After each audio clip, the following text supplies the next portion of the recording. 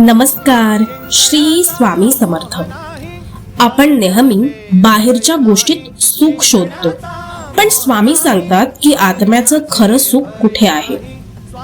स्वामी म्हणतात आत्म्याचं खरं सुख म्हणजे या 3 गोष्टी. पहिली गोष्ट, प्रत्येक क्षणी भगवंताचं नाम घेणं. दुसरी गोष्ट, आपले काम कोणतीही अपेक्षा न ठेवता करत राहणं.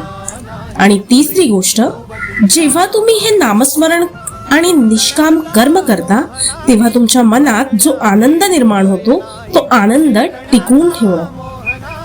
सोप्या भाषेत सांगायचं झालं तर तुम्ही तुमचं काम प्रामाणिकपणे करत राहा आणि स्वामींचं नाम घेत राहा. फळाची चिंता करू नका. जेव्हा तुम्ही निस्वार्थपणे काम करता तेव्हा तुमच्या मनात आपोआप शांती आणि आनंद येतो, आणि हाच आनंद म्हणजे आत्म्याचं खरं सुख आहे. हा आनंदच तुम्हाला स्वामींच्या जवळ घेऊन जातो. त्यामुळे आजपासूनच नामस्मरण आणि निष्काम कर्माची ही सोपी गुरुकिल्ली वापरा. बघा, तुम्हाला आत्मिक शांतीचा अनुभव नक्कीच येईल. श्री स्वामी समर्थ.